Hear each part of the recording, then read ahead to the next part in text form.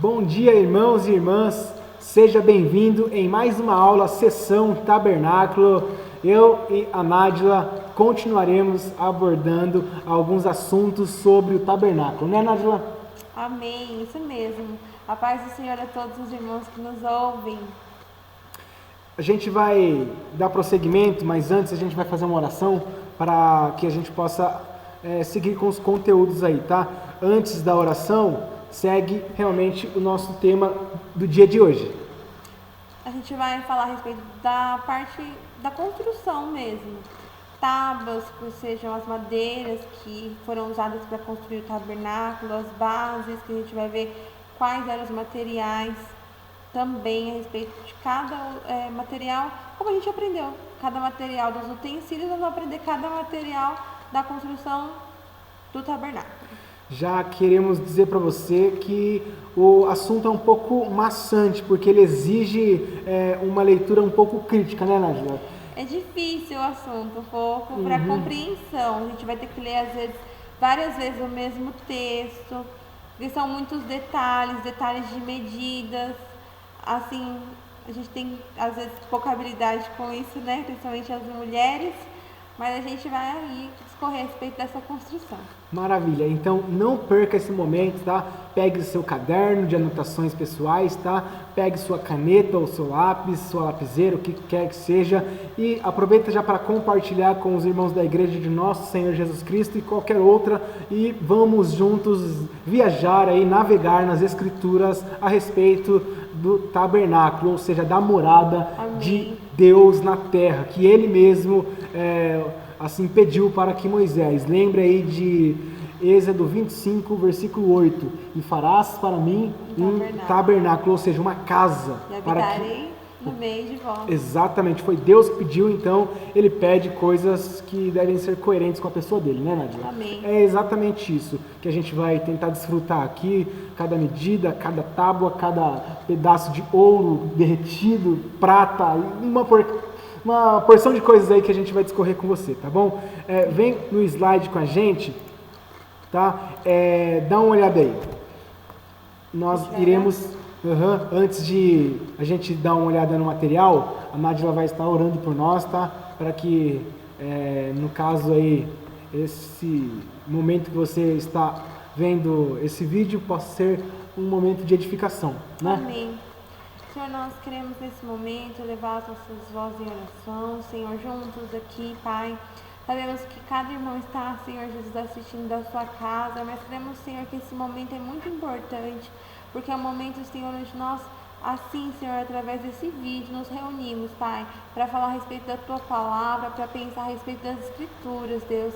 Coisa preciosa é, Senhor, a Tua Palavra, poderosa é a Tua Palavra, Senhor. Passarão os céus, a terra, mas a Tua Palavra, Senhor, permanecerá, Senhor. Nós cremos que essa palavra que nos purifica, que nos instrui, Senhor, que nos orienta, essa palavra, Senhor Jesus, que nos dá a capacidade, Senhor Jesus, para ser semelhante a Ti, porque com elas aprendemos, Senhor Jesus, os Teus caminhos, Senhor Jesus, cuidamos ter nela, Senhor, a vida eterna. Ajuda-nos nessa hora, Jesus Cristo, a compreender a respeito do tabernáculo, Senhor. Nós temos discorrido alguns dias a respeito desta obra que o Senhor deu a responsabilidade a Moisés, Senhor, para construir. Queremos, Senhor Jesus, entender estes textos e entender, Senhor, a aplicação para os nossos dias, Pai, porque sabemos que a Tua Palavra, Senhor Jesus Cristo, ela, Pai, tem, Senhor Jesus Cristo, para nós grande ensino, Senhor, coisas que aconteceram há muito tempo atrás, Senhor, mas que hoje, Senhor Jesus, nos fazem, Senhor Jesus, compreender grandes riquezas. Deus, que o Senhor possa, Jesus, abrir nossa mente, que o Senhor abra nosso entendimento e que o nosso coração esteja aberto, Senhor. Faz-nos, Senhor Jesus, amar cada vez mais a Tua Palavra e compreendê-la, Senhor, pelo poder do Teu Espírito Santo. Nós cremos, Senhor, e sabemos que sozinhos nós não conseguimos compreender.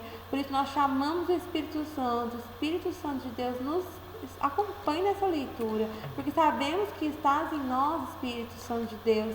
Não nos deixe sozinhos nessa leitura, mas que como habita em nós, assim seja, Senhor, a Tua companhia bem presente nesse momento, Senhor.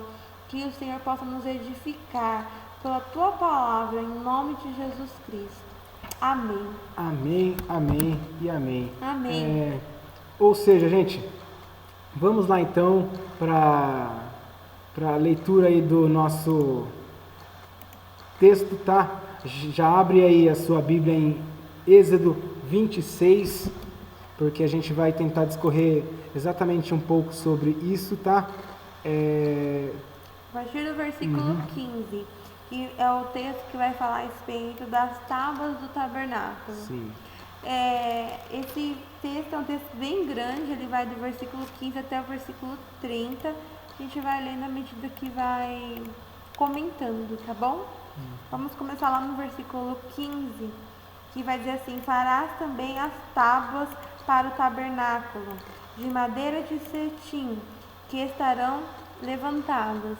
Então aqui nesse primeiro versículo a gente já verifica a ordem de Deus, já conseguimos entender que Moisés recebe a ordem para que tábuas possam ser levantadas a fim de que sustentem os materiais, as cortinas que estariam sobre essas tábuas, a fim de que acomodem dentro desse templo que vai ser, desse tabernáculo que vai ser construído, os utensílios dos quais a gente veio conversando, né? Exatamente. Então, a madeira que é usada para fazer o tabernáculo, a gente já conversou algumas outras vezes, é a madeira de acácia, e em algumas outras traduções vai trazer como madeira de cetim. Isso a gente vê no versículo 5. No versículo 26, a gente vai ler lá, o que tem no versículo 26? Também fará 5 barras de madeira de cetim para as tábuas de um lado do tabernáculo.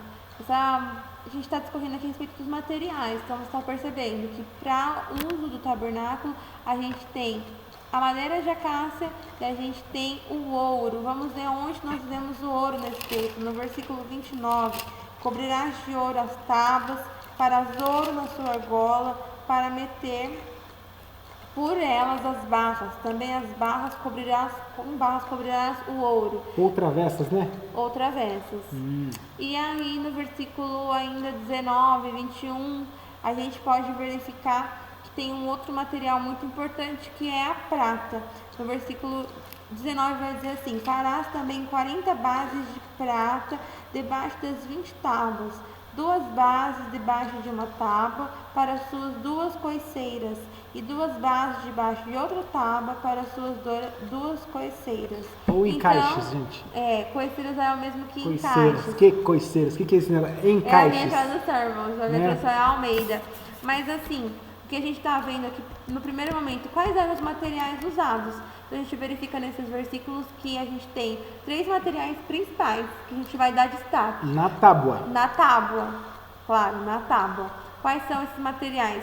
A própria madeira de acácia, que a gente discorreu em muitos outros utensílios, que também vai ser muito importante para a construção do tabernáculo. O ouro, que vai revestir muitos utensílios que a gente descreveu, mas que também reveste as tábuas. E a gente tem a prata, que vai servir como base para cada tábua que vai ser levantada no tabernáculo. Sim. É muito legal também que num dos versículos do capítulo 26, todos os pregos que foram usados no tabernáculo em sua construção eram de bronze. Sim. Todos os pregos. Gente, pensa num prego de bronze. Forte, né? Exatamente, foram todos aí de prego de bronze, não vão, né, Nádia? Tudo tem o seu Sua tipologia, o seu simbolismo. Né? Então, assim, são os principais materiais. A gente vai discorrer os principais materiais que compõem, então, essa estrutura física, vamos dizer assim, né? Sim. Do tabernáculo. Madeira de acácia, o ouro e a prata. Falando de acácia, tá? Vem com a gente no slide, você já pode ver aí. Uma madeira da qual a gente já conversou em outras Exatamente, e oportunidades. para frisar mais, para ser redundante A gente vai propositalmente. voltar a falar disso. Que a madeira de acácia, ela tem uma durabilidade muito importante, a gente destaca sempre isso. É uma madeira que ela é indestrutível praticamente por tempo, por insetos, e por isso ela foi muito importante para o uso do tabernáculo. Lembrando que toda vez que a gente tem a presença da madeira de acácia em qualquer dos utensílios, e também nesse momento aqui nas tábuas, a gente está fazendo uma representação da humanidade de Cristo. Porque a madeira, ela mostra que Cristo, ele veio em forma humana. A gente sabe que apesar de estar ao lado do Pai, ele abriu mão da sua glória, deixou então os céus e veio à terra, e veio como homem. A gente lembra disso quando pensa que Jesus, ao nascer, aconteceu o nascimento na estrebaria, e ele foi deixado aonde? Também uma manjedoura. E a manjedoura também é um local que tinha o quê? Construção por madeira, né? Era uma madeira. Então, a gente percebe... Não era cássia, né? Mas não era um cássia, tipo... não era cássia, mas era um tipo de madeira. E a cássia, no caso, né, aqui no texto, já faz menção, que a gente pode lembrar, que Jesus, ele era homem. Enquanto esteve aqui na terra, ele estava em forma humana, esteve aqui entre nós, habitou entre nós, vimos a sua glória. Tem alguns textos que mostram isso, né? Além de destacar aqui que, como homem, ele foi sem pecado. Pecado não estava em nosso Deus. Por isso ele é o Cordeiro de Deus. Vamos ler João 14:30 para a gente lembrar a respeito um pouco desse assunto. Vamos lá, João, abra sua Bíblia na sua casa. Um texto muito conhecido, João 14, né? Não se turbe o vosso coração. 14, no versículo 30, vai falar assim: já não falarei muito convosco, porque se aproxima o príncipe deste mundo, e nada tem em mim. O príncipe deste mundo aqui está fazendo uma referência a Satanás. E então, Jesus está dizendo, nada tem em mim. Tem um texto também muito... não está aí nas referências, mas tem um texto que eu estava lendo esses dias, que fala assim, Jesus estava fazendo um discurso no capítulo 8 de João. Diz assim, João 46, quem dentre vós me convence de pecado? Jesus é um homem que andava em conformidade com a vontade do Pai. Ele diz que ele veio cumprir a vontade do Pai e fazer a obra do Pai. E em nenhum momento ele se desviou desse propósito. Então ele era um homem sem pecado. Não foi pego de surpresa em sua morte? Então, algumas pessoas pensam que Jesus, ele, assim, morreu, né, mas não era para ser assim, não era para realmente ele morrer. Não, ele conhecia e entendia o propósito pelo qual ele veio. Eu quero ler Lucas 1:35. Está aqui?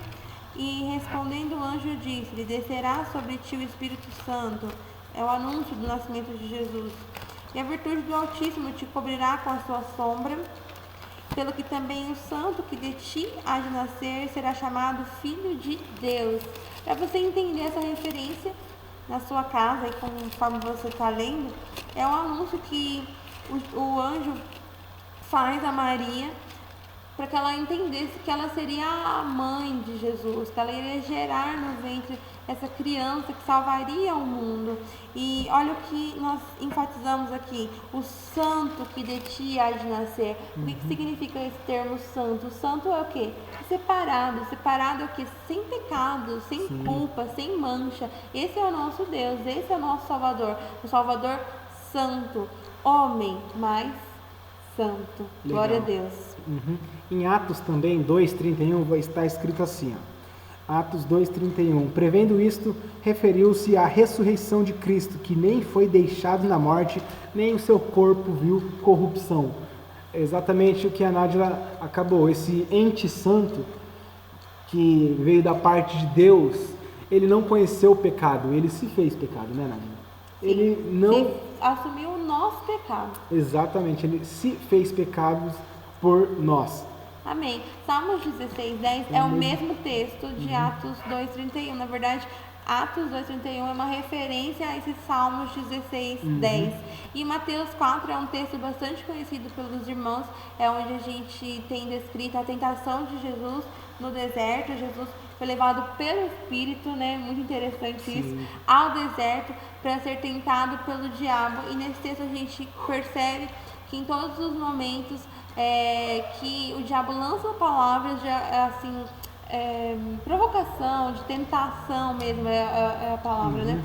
Para que o Senhor cumprisse aquilo que ele pedia, né? Olha, se tu és o Filho de Deus, Esse é um assunto muito bom, né? Na verdade, Sim. porque tem muita coisa para extrair desse texto.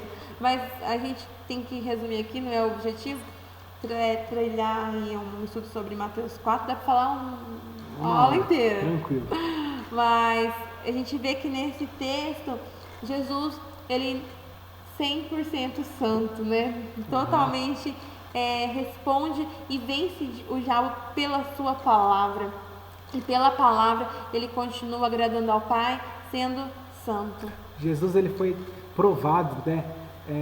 Sim. Por 3 áreas da nossa vida. Sim. Né? Ele foi provado na questão de necessidade humana, concupiscência dos olhos, tá? Concupiscência realmente dos desejos E a a soberba da vida. As 3 questões que nós de fato reprovamos direto aí, no qual também Adão reprovou direto, né? Foi reprovado, mas por este segundo Adão o pecado não o alcançou, sabe por quê? Porque ele era como a madeira de acácia, ele era indestrutível. Amém. O livro de Hebreus vai falar que pelo padrão de sua vida indestrutível, né, vai dar essa ideia, o livro de Hebreus, por ser o livro de Hebreus um livro totalmente cristocêntrico, onde apresenta Jesus Cristo, ele está acima da lei, acima de Moisés, acima dos sacerdotes, acima do sumo sacerdote, e ao mesmo tempo que ele está acima destes, ele faz o papel de todos.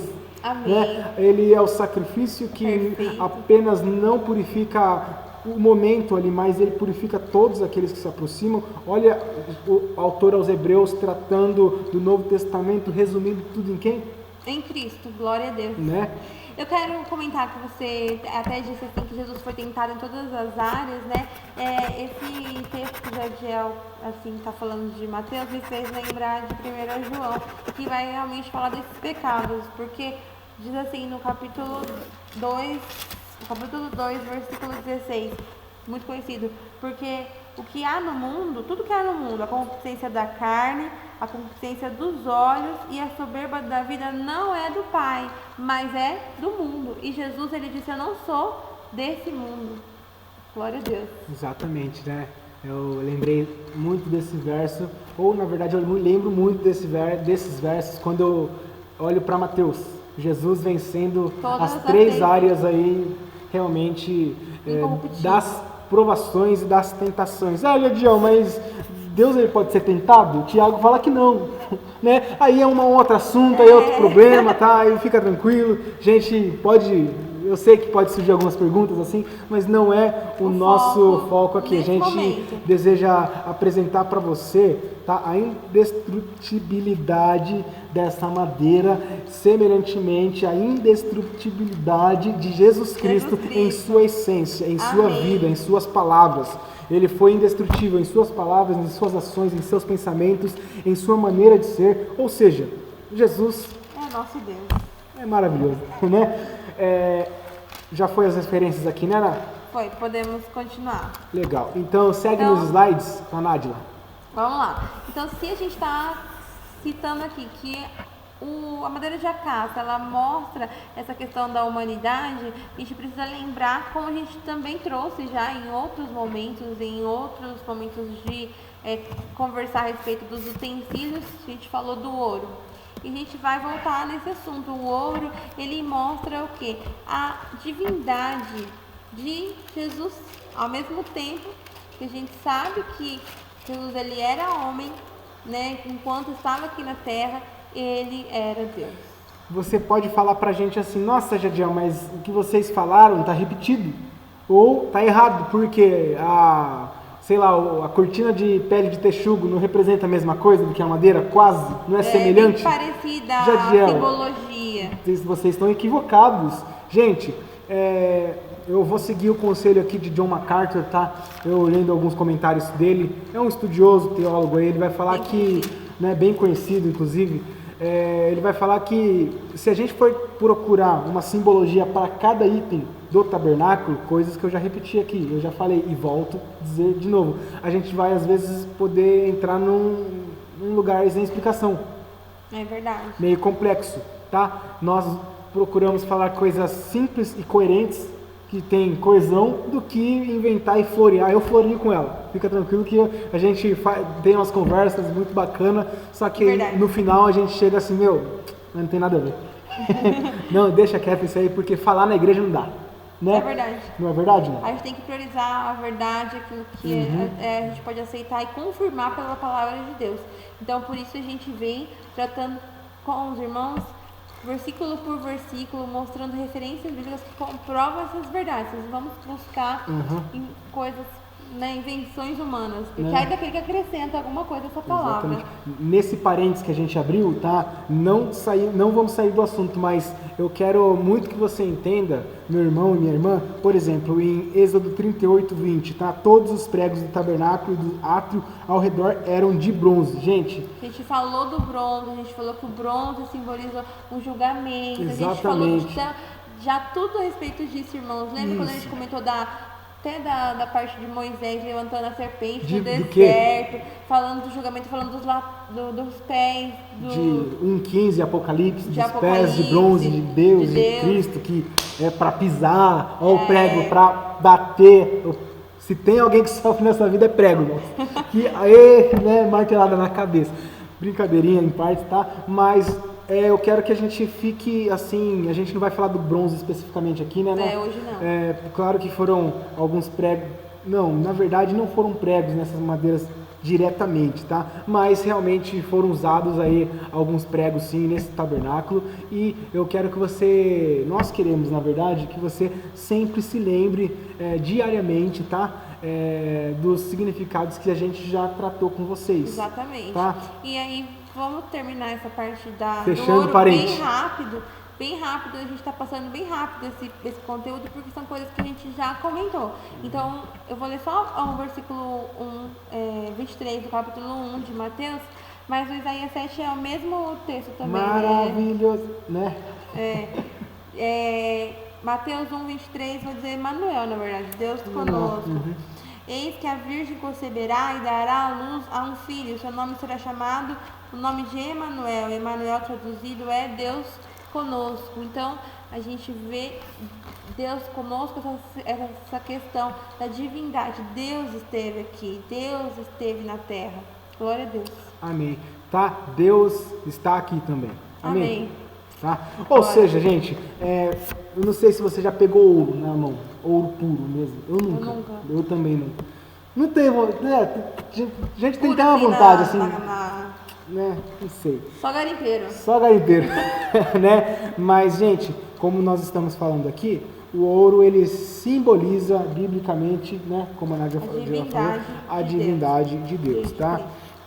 Foi usado também no nosso slide aí. Você pode verificar conosco, se você quiser ler, tá? Tá aqui do lado, ó. O significado da prata é redenção, né? Redenção. O que significa isso? A gente também falou já a respeito da prata em alguns outros momentos, né? E esse é um tema muito importante porque a gente sabe que sem Cristo a gente não teria a redenção. A redenção completa é na obra perfeita de Cristo. Então a prata ela vem com esse significado. É muito importante a gente entender que essa prata usada no tabernáculo ela vem do próprio povo, né, do Egito, quando eles saquearam o Egito. Os textos vão falar exatamente isso em Êxodo 3:22. É uma ordem que Jesus dá a Moisés, ele fala com eles que quando eles saíssem do Egito, eles pediriam vasilhas, vasos de prata. Vamos ler o texto. E eles sairiam do Egito com muitas coisas, e eles levaram muitas riquezas do Egito, né? Faliram o Egito. Exatamente. Saquearam o Egito. Vamos ler Êxodo 3:22. Porque cada mulher pedirá à sua vizinha e à sua hóspeda vasos de prata, vasos de ouro e vestes, os quais porém sobre vossos filhos e sobre vossas filhas, e despojareis o Egito. Então, todos esses utensílios, esses vasos, eles foram usados também porque o povo ofertou para a construção do tabernáculo, um assunto que a gente também tratou bem no início das nossas aulas. A gente teve aqui uma conversa a respeito disso. Todos esses materiais que foram providos para a construção foram ofertas que o povo voluntariamente fez. O Moisés disse, olha, quais vão ser os itens que vão ser necessários para a construção? Olha, vai ser necessário ouro, prata, eles voluntariamente ofertaram, e uma oferta tamanha que tinha até sobejando, né? A gente comentou a respeito disso também. Sim. A gente já falou sobre isso, então, só para dar uma orientação sobre o quanto de material foi usado, a gente vai falar aqui ainda? Ainda não. Não, né? Mas depois, não. Você só abre a sua Bíblia lá em Êxodo 38, no versículo 21 em diante, tá? E você vai ver o quanto de ouro foi usado, você vai ver o quanto de prata foi usado, tá? Gente, foram aí mais ou menos 30 ciclos, tá? Cada ciclo, tá? Ou 30 quilos. Um ciclo vale 30 quilos de ouro. Gente, um talento tinha 3.000 ciclos. O que quer dizer que o ciclo do santuário pesava cerca de 10 gramas. Vamos dizer assim, que no tabernáculo de ouro puro foram quase 900 quilos. Gente, 900 quilos de ouro. O tempo do Edir Macedo perde de lavada, porque foi usado muito ouro. Exatamente também de prata, gente. Foram usado muita prata também, né? Como a gente está falando aí, já que significa redenção, a pergunta que foi colocada aqui nos slides, de onde veio a prata usada no tabernáculo, se eles estavam no deserto, não tinha recursos, como a Nádia acabou de ler para vocês, e comprovar biblicamente, eles tinham uma riqueza enorme, tá? Por causa que eles tomaram tudo do Egito. Deus colocou no coração. A maior capital, né? Foi o maior centro. Uma das nações mais poderosas, né? A mais poderosa, exatamente, né? Naquele contexto, sim. Naquele momento. Então, vamos só frisar aí, a partir do versículo 24, vai falar da enumeração das coisas do tabernáculo, propriamente do ouro, da prata. A gente percebe isso nos versículos 24, 25 e 26 de Êxodo 38. Se os irmãos quiserem saber a quantidade dos materiais que foram usados, pode usar esses textos aí para leitura, que você vai ver especificamente. É só converter toda a quantidade de ciclos em quilos. Vai fazendo uma conta, irmão, vai praticando matemática. Aleluia, glória a Deus. Né? Próximo. E também, só abrindo outro parênteses, tá? Tô abrindo muito parênteses hoje, não né? Pode abrir. Ai. Gente, quando a obra é empregada aí por Deus, quando é Deus que está na empreitada, vamos dizer assim, Ele provê todo ouro, toda a prata, todas as tábuas. Amém. Dele vem o recurso, tá? Principalmente nas questões missionárias. Lamentavelmente, a igreja às vezes se sente ou é um pouco omissa, mas eu acredito que aquele que começou a boa obra, ele é fiel e justo para terminá-la. Exatamente, né? E para realizá-la também. Deus, ele não permite com que os seus planos sejam frustrados. Amém. Jesus, ele foi traído com um beijo no rosto, né, de Judas, mas antes ele mesmo diz a Judas: vai e sai fora e faz o que você deve fazer. Ele já sabia disso. Amém. Ele já entendia o seu propósito, como a Nádia bem nos lembrou. E todo o investimento para a questão missionária, ainda que a nossa igreja, ainda que as igrejas do mundo aí às vezes não tenham uma visão muito clara, repetindo, Deus, ele é aquele que em meio ao deserto provê recursos para que o evangelho alcance as nações. Eu acredito Amém. nisso, tá? Então, fechando parênteses, bora lá pro... Onde foi usada a prata do tabernáculo. Então, como a gente percebeu, muita prata foi utilizada, e aí a gente tem alguns detalhes a respeito de quais partes da construção foi usada essa prata. Foi usada nas bases das tábuas do tabernáculo. Eu já vai explicar melhor isso daí nos próximos slides. Foi usada nas bases das colunas do véu do tabernáculo, que separava o lugar santo do lugar santíssimo. A gente vai falar do véu também hoje. A prata foi usada nos colchetes das colunas, das suas faixas do pátio, e foi usada nas bases da porta. A gente também tem que pegar e falar da porta, né? Então, nesses versículos, tudo em Êxodo 26, 27, 38, os irmãos podem encontrar as referências de todas as referências que mostram o uso da prata no tabernáculo. Tá, eu só quero ler algumas com você, que eu acho que faz parte do nosso estudo, tá? Esse negócio de preguiça não pode existir no nosso meio, tá bom? A gente precisa identificar, já vai ficar maçante, não. A gente estuda tanto aí para fazer uma faculdade, a gente, né, estuda assiste tantos videoáudios, misericórdia. Então, não seria muito a gente ver alguns versos aqui, tá? Quando se fala nas bases da tábua do tabernáculo, Êxodo 26:19, está escrito: farás também 40 bases de prata debaixo das 20 tábuas, 2 bases debaixo de uma tábua para as suas coiceiras e 2 bases debaixo de outra tábua para as suas 2 coiceiras. É um texto que eu já li. É um texto que a gente já leu, tá? Lembra que coiceiras é encaixe. Vou falar pausadamente. Então, a tábua tá lá. Tem 2 encaixes nela. Tem 2 pingentes que também elas entram nesse encaixe. Ó, a tábua tem 2 coiceiras, tá? Tem 2 coiceiras, tá vendo aqui? Ó, eu vou até aumentar a imagem para você, que eu acho que é bem necessário. Ó, tábua, 2 coiceiras que se encaixam em 2 pingentes. Como o texto vai falar? A base de prata, né? Aqui vai falar coiceiras, é o mesmo base de prata que se encaixa na tábua para que ela possa ficar em pé. Maravilha. Nossa, a mulher é maravilha, tá vendo? Então, todas as tábuas, para ficar em pé, precisa de uma base. Irmãos, eu vou traduzindo. toda a tábua, para ficar em pé, precisa de uma base. A base era a base de prata. Beleza. Quer ler o versículo 21? Vamos Por favor. lá. Com as suas 40 bases de prata, 2 bases debaixo de cada tábua e 2 bases debaixo de outra tábua. Porque a gente tem que explicar. Parece uma coisa, tábua pingente, o que é isso? Tábua aí. Eu vou falar, peraí. O que acontece? Aqui está falando a respeito de 40 bases, porque a gente está falando a respeito de 20 tábuas. E cada tábua tinha 2 bases. Ó, perfeito. Deu para entender? Se cada tábua tem 2 bases e eu tenho 20 tábuas, eu tenho 40 bases de prata. Maravilha. Matemática, você percebeu que não é nosso forte, tá? Você entendeu aí já, entende?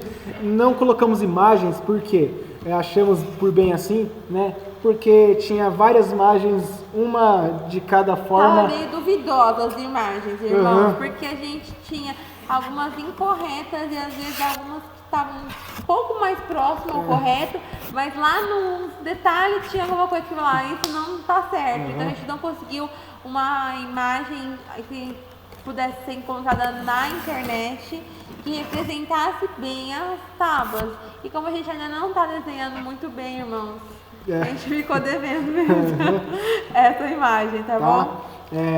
Mas é bom pra gente florear a mente, é bom pra gente imaginar, tá bom? Ou seja, nos colchetes, tá? Das colunas e as suas faixas do pátio foram também usados exatamente prata, tá? No 27, versículo 9. Diz assim: farás também o pátio do tabernáculo ao lado do meio-dia para o sul. O pátio terá cortinas de linho fino torcido. O comprimento de cada lado será de 100 côvados. Também as suas 20 colunas, as suas 20 bases serão de cobre. Os colchetes das suas colunas e suas faixas serão de prata. Tá? Os colchetes que foram usados aí também, ou esses encaixes aí, para realmente receberem essas tábuas. Olha o versículo 17. Todas as colunas do pátio ao redor serão cingidas de faixas de prata. Os seus colchetes serão de prata, mas as suas bases serão de cobre. Essa aqui é outra base, irmão. Calma. Né? É um assunto bem... parece confuso. E se deixar fica bem confuso, mas calma, tá bom? Vamos para o próximo slide, não? Vamos. Porque a gente também realmente tem aqui que na porta também foi usado prata também, tá? Foi usado também. Quer ler o 38? Por favor. 19 e 20, vai dizer assim: e as suas 4 colunas e as suas 4 bases eram de cobre, e os seus colchetes de prata, e a coberta das suas cabeças e as suas molduras de prata, e todas as estacas do tabernáculo e do pátio ao redor eram de cobre. Tá? Ou seja, foi usado prata, gente. O que a gente quer falar para você com tudo isso? Com tudo isso? A questão da redenção. Os Salmos, Davi ele vai falar exatamente isso, olha, me purifica como a prata ela é purificada, 7 vezes batida para que ela possa ser uma prata verdadeira, boa, tá? A gente traz então esse contexto de redenção mesmo, gente, o que Jesus Cristo fez por nós, esse sacrifício que nos alcançou, Amém. que nos purificou e que purificará cada crente por completo na eternidade. A redenção no sentido de Deus fazer algo pelo ser humano, e não o ser humano por Deus, tá? Nós fomos alcançados pelo amor de Cristo e esse amor nos contagiou a tal forma de podermos juntos aí hoje louvá-lo e saber que um dia, tá, no grande dia dele, ele vai completar essa obra da redenção tão maravilhosa e tão gloriosa e tão esperada por nós aí, tá bom? Amém. Assim como a prata, ela era no processo, era tido um processo, tá? Para ser purificado, nós também estamos em processo aí até chegarmos à estatura de um varão perfeito, tá? Lembrando que todo esse processo só é possível por meio de Cristo. Então, todos esses materiais, irmãos, como a gente tem falado até aqui, eles apontam para Jesus. Que o mais importante nesse estudo é que você entenda que cada detalhe desse tabernáculo, ele aponta para Jesus. Se você sair desse estudo lembrando quando você lê que, nossa, o ouro fala da divindade de Deus, nossa, a madeira fala da humanidade de Deus, que, nossa, a prata fala da redenção, a gente já está feliz. Entendeu?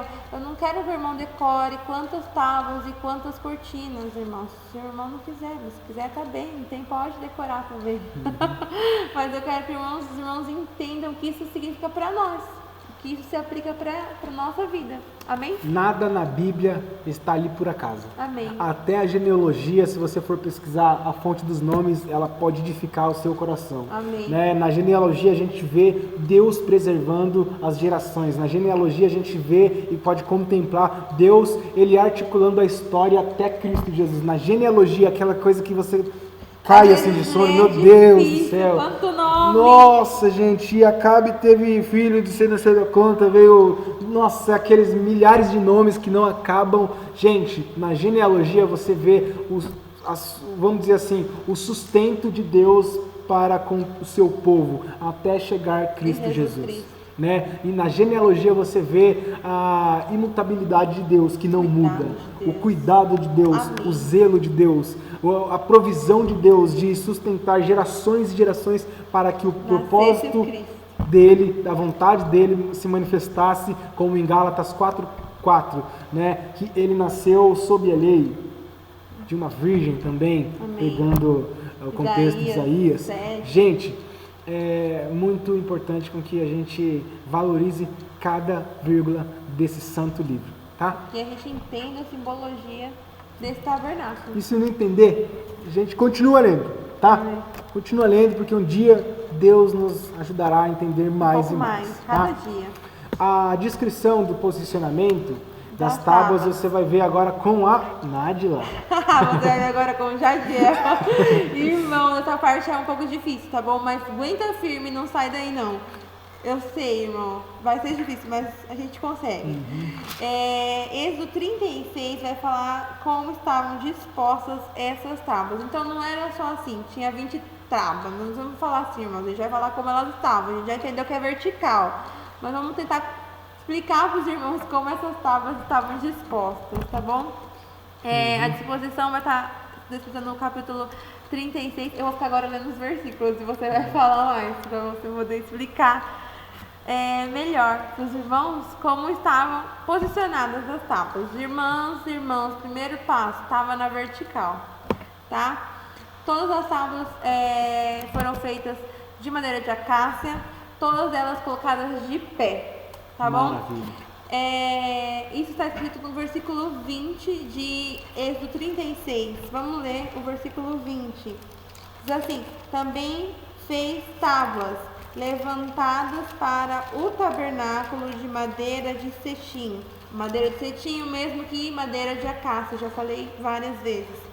E levantadas para o tabernáculo. Então aqui está indicando a posição vertical. Aqui eu ainda consigo explicar os côvados. Versículo 21 diz assim: O comprimento de uma tábua era de 10 côvados e a largura de cada tábua era de 1,5 côvado. Então a gente já também trouxe para os irmãos o que é o côvado. O côvado era uma medida da época que é de aproximadamente 46 centímetros. Sendo assim, se cada tábua tinha 10 côvados, cada tábua tinha de altura 10 côvados vezes 46 centímetros é igual a 4,6 metros de comprimento. E aí, esse é o comprimento, 4,6. E a altura era de 1,5 côvados. Então, como a gente leu aqui, ó, cada tábua, a largura de cada tábua era de 1,5 côvado. Então, a largura ou o comprimento é a mesma coisa, tem de 1,5 côvados, que é igual a 73 centímetros de largura, tá bom? Cada tábua foi, como assim, cada tábua tinha duas bases, a gente falou já disso, e assim fizeram com todas as tábuas da morada. Todas as tábuas tinham, cada tábua, esse tamanho. Pode ir lá. Beleza? Vamos ver lá. Versículo 20, eu vou lendo os versículos, você vai explicando? Vamos lá. Versículo Gente, 20. para você entender, tá? O sol, ele nasce ao leste, tá bom? Ele se põe no oeste, ó. Norte, seu nariz, sul, suas costas, tá? Mão direita, leste, mão esquerda, oeste. Então, antes do meio-dia, se você apontar para o sol e ele na sua direita aqui, ó, tá? Você vai encontrar o leste, tá? Vamos pegar essa orientação geográfica, tá? Pesquisa lá uma rosa dos ventos, aí você vai identificar isso: leste, oeste, norte e sul, tá? Dá uma olhada aí na posição do tabernáculo, olha que legal. Olha, eu vou ler o versículo 23, vai falar que são 20 tábuas, tá? Assim, pois, fez as tábuas para o tabernáculo, 20 tábuas para a banda do sul. Legal. No versículo 23. Versículo 23. Certo. No versículo 25, também fez 20 tábuas ao outro lado do tabernáculo da banda do norte. Norte, olha. Então presta atenção, são 20 tábuas do lado sul e 20 outras tábuas do lado norte, totalizando sul e norte. Tá vendo? Então a gente tem 2 paredões aí, tá? Cheio de tábua. Cheio de tábua. Agora, continua aí, Ná. Versículo 26 e no versículo 27 vai dizer assim: com as suas 40 bases de prata, No versículo... debaixo de uma tábua e 2 bases debaixo da outra tábua. Lembrando que cada uma dessas 20 tábuas tinha 40 bases, porque são 2 bases de prata para cada tábua. Exatamente. Ao lado do tabernáculo para o ocidente fez 6 tábuas. Exatamente, tá? E no 28 fez também 2 tábuas para os cantos do tabernáculo aos 2 lados. Ou seja, é um formato de um U. Norte, sul, tá? E aí a gente vê o oeste. Olha aí. E então, alguns vão dizer que ele, quando o sol se colocava, né? Ou seja, quando o sol nascia no Oriente Médio, onde eles estavam, quando o sol nascia, ele não batia de frente na porta do tabernáculo, ele batia nas costas, né? Então não tinha nenhum raio solar que encontrava lá a sua, vamos dizer assim, que iria para dentro do tabernáculo. Não tinha isso, porque aquela pele de texugo já realmente protegia, e quando o sol já estava pela tarde, do outro lado também as cortinas e todas as outras cobertas e cortinas já o protegiam. A única luz do tabernáculo era o candelabro. Até nisso nós conseguimos identificar que de fato o sol da justiça é o próprio Cristo, né? Nada brilha dentro do tabernáculo a não ser o próprio Cristo, o próprio Senhor, o próprio Deus, né? A posição do tabernáculo tem a sua importância, a posição do tabernáculo tem a sua relevância onde na sua localização geográfica também, tá? Mais para frente a gente vai trazer aí para vocês, eu acho que essa é mais confiável, algumas imagens, não nesta nossa aula, mas em outra. Nós vamos trazer para vocês algumas imagens da localização geográfica do povo de Israel, das suas tribos, onde eles ficavam, era como se fizesse uma cruz, bem mesmo na sua forma de estar. As tribos eram localizadas uma na banda norte, quando você lê a Bíblia, você vai ler direto assim, olha, eles estavam localizados na banda sul, na banda do norte, ao ocidente, ao oriente. Cada tribos se organizavam conforme era disposto o tabernáculo. Conforme Exatamente. colocava o tabernáculo, a tribo se organizava ao redor. Exatamente. Ou seja, a gente tem um U, tá? Um U e à frente as portas, tá? Mais ou menos assim, tá? Ó. Beleza? Deu para entender? Com imagem é bem mais didático, é bem mais fácil de entender. Nos desculpe por não conseguirmos a imagem, né? A gente está tentando aí, de acordo com o tempo, irmãos, ora a melhorar. por nós. Por favor, né? Segue os nossos slides sobre a questão ainda do posicionamento das tábuas, no versículo 24. E fez 40 bases de prata debaixo das 20 tábuas, 2 bases debaixo de uma tábua para as suas 2 cabeceiras, e 2 bases debaixo da outra tábua para as suas 2 cabeceiras. Encaixes, coiceiras, encaixes, tá bom? Então, em função dos seus 2 encaixes, era necessário essas 2 bases. Ok, irmãos? Amém. Então, ela mantinha lá. No versículo 27, 28, que nós já lemos, tá? Tá bem, essa ideia tá semelhante que a gente colocou aí, tá? No versículo 28, as outras 2 para os 2 ângulos foram no fundo da morada, tá? Tinha 8 tábuas, então, no fundo do tabernáculo, 20 de um lado e 20 de outro. Ok, gente? E a sua entrada lá na frente. E também, semelhantemente, nas 8 tábuas do fundo, tinham 16 bases, tá? 8 vezes 2, 16. Beleza? No versículo 31, a gente vê agora uma outra questão, tá? Que era a questão de manuseio e transporte, tá? Dessas tábuas. Você viu que era uma tábua um pouco pesada, gente. Grande, né? Grande. Tinha 10 côvados. 4,60 metros, vamos dizer assim. 4 metros e 60 centímetros. Gente, é uma coisinha grande que um peão não aguenta, né? Por isso, muitos eram responsáveis de transportar todo esse material, como a gente já falou, os gersonitas, etc, que a gente vai discutir um pouco ainda, né, Ana? Sim, eles eram responsáveis por fazer o transporte do tabernáculo. Não exatamente os gersonitas, né? Cada um tinha a sua função lá. Sim, mas a gente entende que eles tinham uma separação e uma organização para transportar, porque eles eram um povo que não parava. Conforme a gente já comentou também, a nuvem andava, lá estava o povo andando e parando somente quando Deus assim desejasse. Exatamente. E em cada tábua tinha 5 argolas, para que essa travessa pudesse entrar nela de ponta a ponta, para que ela pudesse ser levada, tá bom, gente? Cada tábua tinha 5 argolas, para que essas argolas pudessem receber essa travessa para poder ser conduzida. Amém? Amém. Né? Ou seja, gente, e tem mais ainda sobre a questão da travessa. É o que eu acabei de falar para os irmãos, porque se a gente for lendo, vai ficar difícil, vai ficar bem, o tempo já está voando aqui, né? Olha, é importante a gente dizer que as tábuas, elas, assim como as tábuas eram revestidas de ouro, as travessas delas também eram de ouro, revestidas de ouro, e as argolas por onde passavam as travessas também eram de ouro. Todo o material é ouro. Ou seja, a humanidade de Cristo e a divindade de Cristo em harmonia plena e constante, tá bom? A gente consegue ressaltar exatamente essas 2 maravilhas da pessoa de Cristo. Amém. Tá? A gente também vai tratar um outro assunto que é muito pertinente e com certeza a gente já escuta e ouve falar, que é o que, Ná?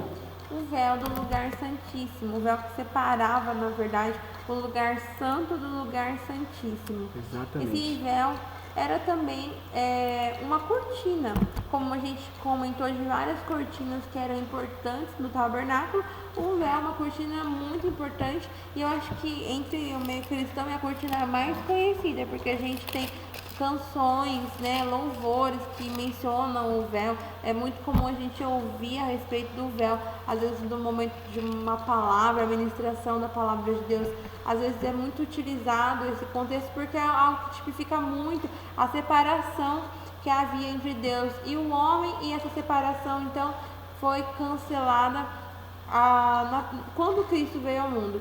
O véu, para que a gente possa até entender esse contexto de barreira ao livre acesso à presença de Deus, precisamos entender que era uma cortina que separava o lugar santo do lugar santíssimo. Lembrando, como a gente já também discorreu, lá no lugar santíssimo havia somente um utensílio, ou o santo dos santos, né? O lugar santíssimo ou o santo dos santos. Qual utensílio estava lá? A arca da aliança, né? Com o seu propiciatório. A gente lembra que a arca, ela é muito importante, simbolizava muitas coisas cheias de riqueza. A gente discorreu a respeito da simbologia tanto da arca, que fala pra gente a respeito de uma nova aliança, glória a Deus por isso. A gente falou dos utensílios, que tinha dentro da arca também. Irmãos, você que não está acompanhando nossas aulas, acompanhe, porque a gente falou tudo isso. Era um lugar muito importante, porque era um lugar onde o sacerdote entrava anualmente. A gente falou de Levítico 16, para fazer expiação pelo pecado do povo. Então era um evento muito importante, um dia especial, porque eles entendiam que era um momento que o sacerdote primeiro oferecia um sacrifício por ele mesmo e depois representava ali o sacrifício cometido pelo povo, matando o animal, aspergindo o sangue sobre a tampa da arca que a gente comentou. É um momento muito importante. Esse véu fazia a separação justamente para que o sacerdote não entrasse constantemente naquele lugar. No lugar santo era um lugar de comum acesso para os sacerdotes, mas o lugar santíssimo era um lugar muito especial. Então é muito importante a gente lembrar disso. O propósito desse véu do lugar santíssimo, um véu muito importante, é fazer essa separação. Lembrando também aos irmãos que a gente comentou a respeito das cores que compunham as demais cortinas do tabernáculo. Essas cores voltam a aparecer aqui nesse véu. O véu tinha a presença do linho fino branco, ele tinha a presença dos fios da cor azul, púrpura e carmesim. Todas essas cores também a gente comentou a respeito da simbologia dessas cores. Então, fazendo lembrança de que o linho fino branco fala a respeito da santidade, né? Que Sim. Cristo era santo. E a gente pensa, então, que somente um Deus santo, como a gente comentou aqui, poderia perdoar pecados se fazendo oferta pelos pecadores. É muito importante a gente lembrar que a cor azul é uma cor que comentamos na nossa aula, que faz uma referência ao céu, o lugar de onde Jesus Cristo veio. Lembrando que os querubins também estavam presentes e também é uma figura muito importante, fazendo referência também à questão celestial. Falando então da púrpura, a púrpura é aquela cor roxa que fala da realeza. Lembra que a gente falou disso? Da realeza de Deus como um rei. E o carmesim é o mais conhecido também, né? Que é aquele que já traz para o vermelho, a cor mais parecida com o vermelho. E o carmesim, ele vai falar do sangue de Jesus Cristo derramado na cruz do Calvário. Então o véu tinha todas essas cores. Né? Ou escarlate. O véu tinha todas essas cores. E essas cores, elas são muito importantes porque também todas elas estão apontando para Jesus. Então, primeiro passo, a gente tem que entender que o véu, ele fazia uma separação. O sacerdote não podia entrar lá, somente o sumo sacerdote, uma vez ao ano. E isso faz a gente entender que assim como eles tinham acesso limitado à presença de Deus, nós também teríamos um acesso limitado à presença de Deus se não tivéssemos recebido em nossos corações pelo Espírito o nosso Senhor Salvador Jesus Cristo. É verdade. E eu quero convidar você a abrir sua Bíblia também Vamos ler Êxodo 26, pode? Pode ser.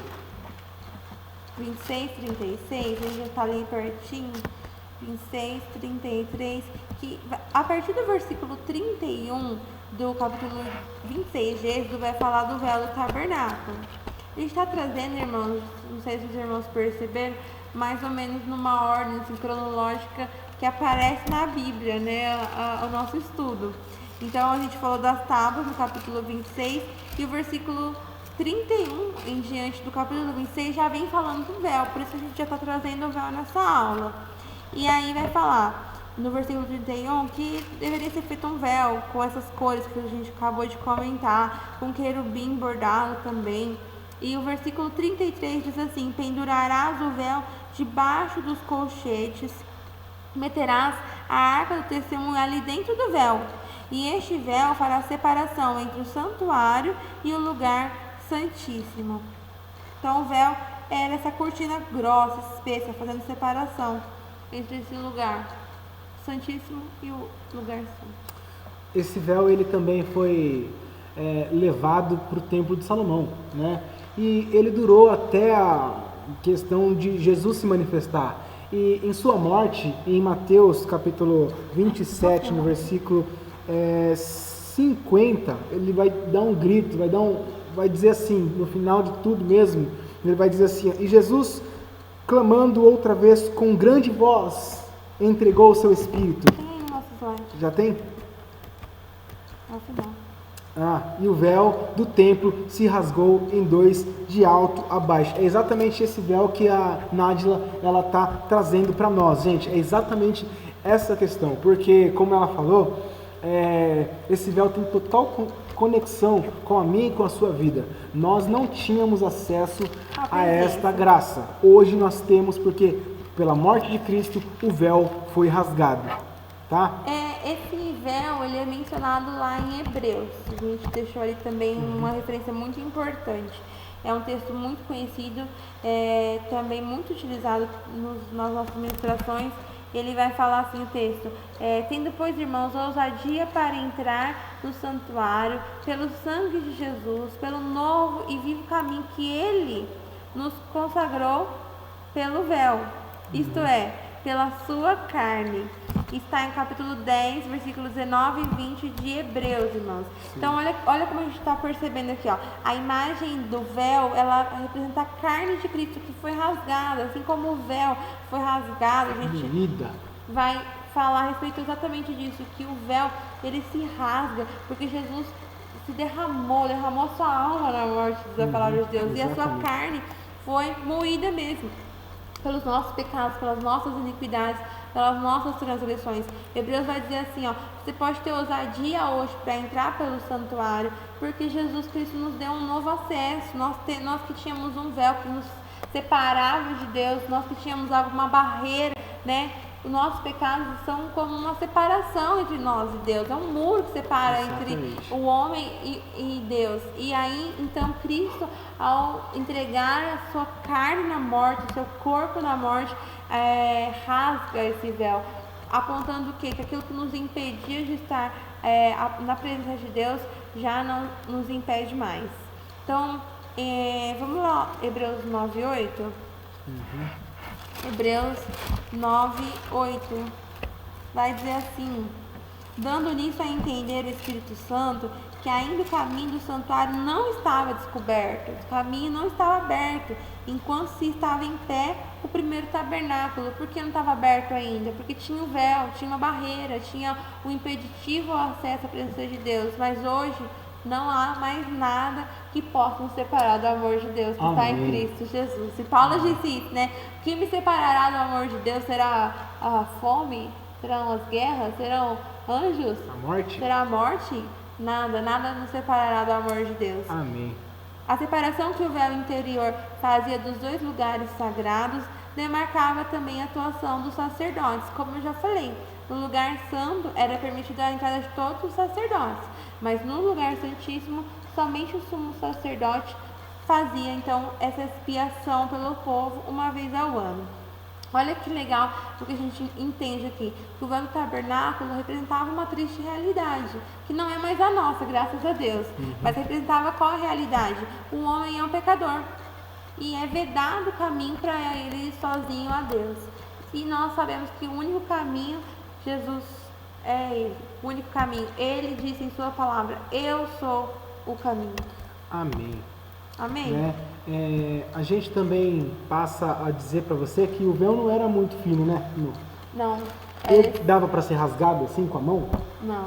Ele tinha de 7 a 10 centímetros, gente. Era uma espessura bem grossa por causa dos muitos panos que o cercavam. Então era impossível você rasgar com as próprias mãos. Não dava.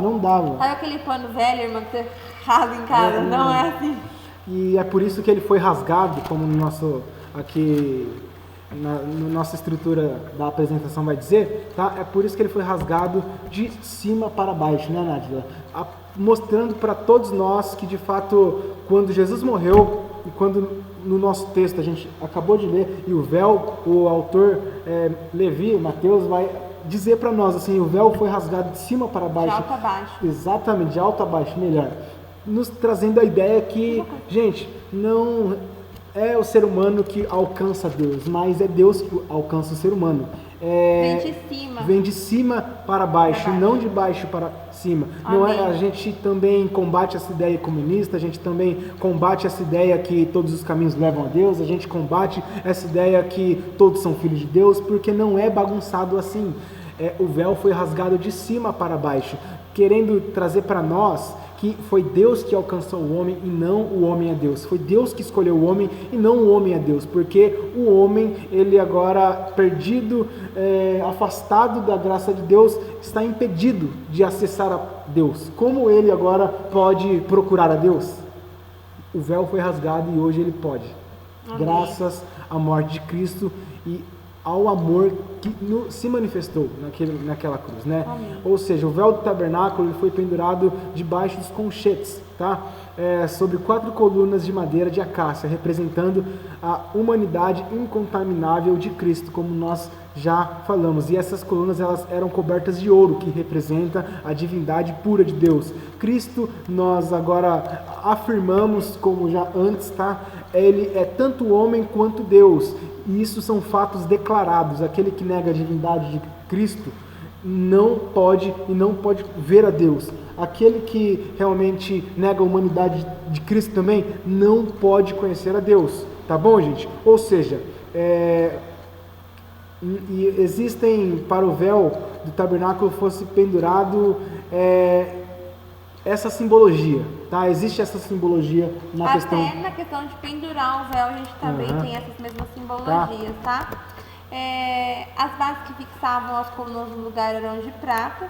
Lembrando que a prata a gente já comentou que representa a redenção, por ela ter sido uma moeda de expiação, também é um assunto muito importante. A gente finaliza essa aula falando o que a gente leu em Mateus, se repete lá no livro de Marcos. O véu do templo se rasgou em 2, de alto a baixo, graças a Deus. A gente deixa aqui para os irmãos que a entrada à presença de Deus é somente pelo julgamento daquele que é celestial.